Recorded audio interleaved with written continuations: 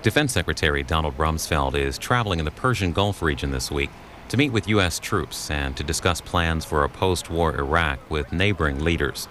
Today he joined up with General Tommy Franks of U.S. Central Command in the United Arab Emirates, where the two held a news conference. We had an excellent meeting with the Crown Prince, with the Minister of Defense, and with the Chief of Staff of the Armed Forces.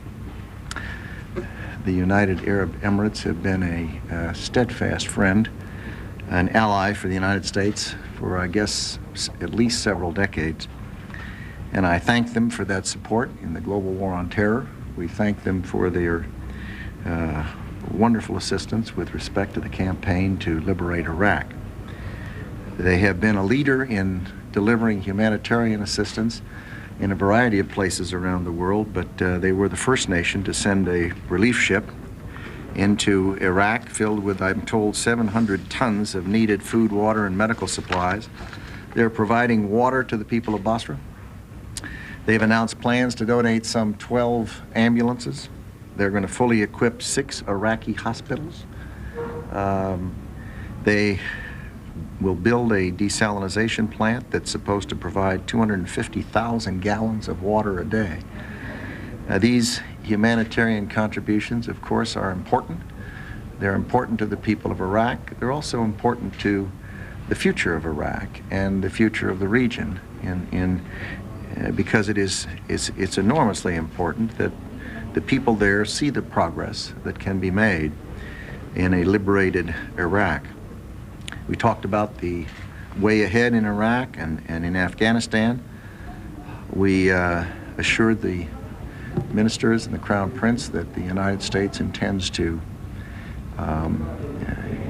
do what is necessary with our coalition partners to see that there is a secure environment in Iraq, a permissive environment that allows the Iraqi people to begin that important process of developing an Iraqi interim authority and then ultimately a free Iraqi government.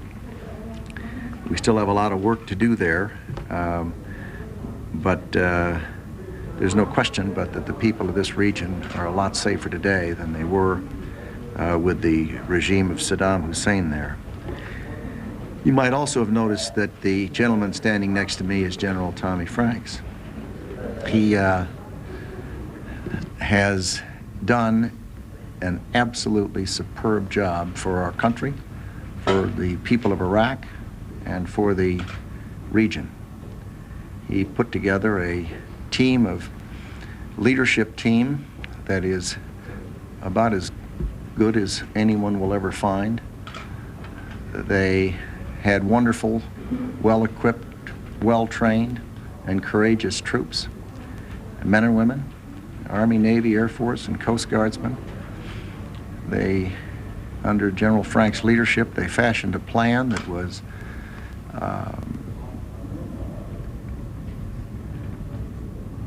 I suppose the test is in the outcome, but I would say it was even better than the outcome. It was better in that it had built into it the flexibility and a variety of innovative excursions that enabled him to execute, his team to execute the plan in a way that a host of adverse consequences that could have occurred did not occur. And lives were saved, Iraqi people's lives were saved, American lives, coalition lives were saved because of the skill and the execution of that plan. My hat is off to General Franks and to his land commander, General Kernan, his naval commander, Admiral Keating, and his air component commander, General Mosley, and his special operator, Del Daly, and his close team, including Mike DeLong and General John Abizaid and Gene Renward, and so many others. They've done a truly superb job, and I personally am deeply grateful. General Franks agree completely that the United States and the coalition forces are not going to allow neighboring forces to attempt to influence the outcomes in Iraq. The Iraqi people are going to make those judgments, and while we're there, we intend to see that that's the case.